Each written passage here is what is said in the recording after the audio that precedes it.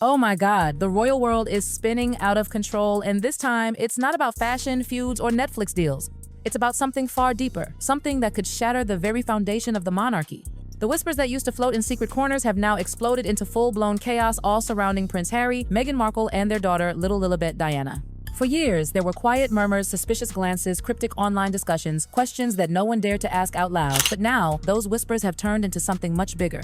There are documents, codes, and official records that just don't add up. And if the growing rumors are true, we're not just looking at another royal scandal, we're looking at a potential constitutional crisis. Because at the center of this storm is baby Lilibet Diana Mountbatten Windsor. The world was told she was born in sunny California, wrapped in royal love, the very picture of happiness. But beneath that shiny, picture-perfect story lies a mess of confusion, inconsistencies, and secrets that just refuse to stay buried. The headlines were glowing back then. June 2021, Santa Barbara Cottage Hospital, Meghan Markle and Prince Harry joyfully announced the arrival of their second child. The name was symbolic, heartfelt Lilibet after the Queen's own childhood nickname, and Diana after Harry's beloved mother. It seemed like a fairy tale moment. The Sussexes, finally free from royal pressure, basking in the California sun with their perfect little family, but something just didn't feel right. Because when sharp-eyed researchers and royal watchers started digging, cracks began to appear deep, glaring cracks that no one could ignore. Here's where things take a chilling turn. You see, in the royal world, paperwork isn't just paper, it's proof. Proof of birth, proof of bloodline, proof of legitimacy. And that proof decides who can and who cannot be part of the royal line of succession. And there are rules, strict, ancient rules that cannot be bent, not even for Harry and Meghan. Rule 1. The parents must be a man and a woman. Okay, check. Rule 2. They must be legally married in the Church of England. Harry and Meghan's big royal wedding took care of that. Rule 3. The child must be conceived naturally. And Rule 4, the most crucial one, the baby must be born from the body of the mother with every official record, doctor's name, hospital, signatures, publicly verifiable. Now, here's the bombshell. If even one of these requirements isn't met, that child cannot be in the line of succession. No ifs, no buts, no royal exceptions. So when people began looking closely at Lilibet's records, they found things that didn't make sense, things that should never, ever happen in a royal birth. Let's rewind. The announcement claimed Lilibet was born in Santa Barbara, California. Lovely hospital, everything sounded normal. Soon after, a so-called birth certificate appeared online. It had all the official-looking details, name, date, location, and of course, Prince Harry's full royal name. But then the details started crumbling. Someone noticed that the code printed on the certificate, the string of numbers every U.S. birth record carries, didn't match California's system at all. The code 105 was there, but wait, California uses 104. The 105 code actually belongs to Colorado. Hold on, what? How could a baby supposedly born in Santa Barbara have a Colorado state code on her birth record? That's like saying you were born in London, but your passport lists Lisbon. It's not a typo, it's a geographical impossibility.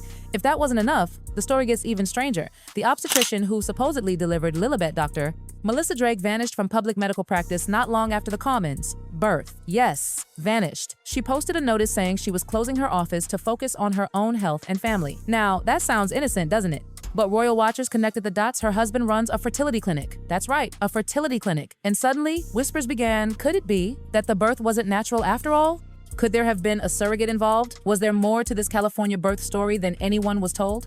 Piece by piece, what once looked like a happy family moment was starting to resemble a carefully constructed cover-up. Because when an investigator decided to go directly to the source, California's Vital Records Office, the reply they got was jaw-dropping. The official statement said, "No record found." Let that sink in for a second. The state of California, the very place where Harry and Meghan claimed their daughter was born, has no public record of Lilibet Diana Mountbatten Windsor being born there on the 4th of June 2021. Instead, what was issued was something called a Certificate of No Public Record. So while tabloids flaunted what looked like a birth certificate, the government database said she doesn't exist. And if that wasn't enough, eagle-eyed fans spotted another red flag. The birth certificate that circulated online listed Harry's name as His Royal Highness, Duke of Sussex. Now you might think, well, that's who he is, right? Wrong. Under California law, titles are not allowed on official documents. Only legal names can appear. That means if this certificate really came from California, it would have said Henry Charles Albert David, not His Royal Highness. So either someone tampered with the document or it's not official at all. 3 major inconsistencies: a Colorado code, a missing record, and illegal royal titles all surrounding one baby. Coincidence? Maybe. But for royal watchers, it was far too much to ignore. Because together, these clues painted a haunting picture, one that suggested the entire story of Lilibet's birth might have been orchestrated. But here's where things get even more gripping, because one person refused to let the mystery die. The investigator behind the revelations didn't just post theories online, they went step by step, chasing down every lead. First, the email to the California registry, then the phone call a full 25 minutes and 45 seconds long. On that call, the office confirmed it clearly. The California code is always 104, always, never 105, meaning the document floating around with 105 wasn't from California. Then came the next step.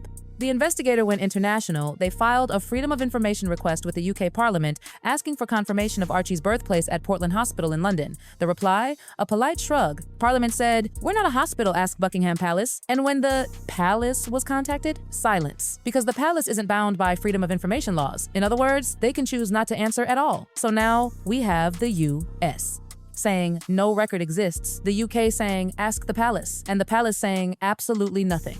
All while two royal children, Archie and Lilibet, sit in the official line of succession 6th and 7th based on documents that no one has ever verified. Let's take a step back. Why does any of this matter? Because royal succession isn't about emotion or headlines, it's about proof. It's about the unbroken chain of legitimacy, and the rules are brutally clear. The parents must be legally married, the marriage must be recognized by the Church of England, the child must be conceived naturally, the child must be delivered from the body of the mother, with official medical verification. That's it. No surrogates, no secret adoptions, no exceptions. In the past, royal births were announced with stunning transparency. Doctors signed certificates that were publicly displayed outside Buckingham Palace. The tradition existed for one reason: to remove any shadow of doubt. But for Archie and Lilibet, no doctor's signatures, no palace easel, no public verification, just glossy press releases, staged photos, and now missing or mismatched paperwork. If even one of those requirements wasn't met or cannot be proven, the legitimacy of their places in the line of succession is shattered. And that's not gossip, that's royal law. You'd think with something this monumental, the palace or the UK government would want to clarify, right? But no. When Parliament was asked, they said, "Not our responsibility." When Buckingham Palace was approached, they hid behind confidentiality. And when journalists tried to get medical confirmations, they hit the same wall, no comment. It's as if the higher up you go, the thicker the silence becomes. So here's the chilling reality. Either these institutions don't have the records, or they don't want the records seen. And both options are terrifying, because if they don't have them, it means something went wrong. And if they don't want them seen, it means there's something they're protecting. At this point, 3 theories began circling among insiders and royal observers, each one more explosive than the last. Option 1, clerical mistake. Maybe, just maybe, someone at an office made a typo, a wrong code, a wrong file, a small error that no one ever corrected. But come on, would such an error really go unnoticed for years, especially with the world watching the birth of a royal baby? Option 2, surrogacy or adoption. If Lilibet wasn't born directly from Meghan, then requirement number 4, that the child must be born from the mother's body, isn't met. That would explain the secrecy, the absent records, the disappearing doctor, even the odd fertility clinic connection. Option 3, deliberate cover-up. Perhaps everyone involved knows the truth, but chose to redirect attention using the royal title on the certificate as a small mistake to keep the public occupied, while the real inconsistencies stayed hidden.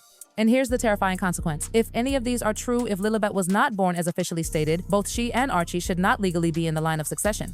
Yet, there they are 6th and 7th in line to the British throne. Think about what that means.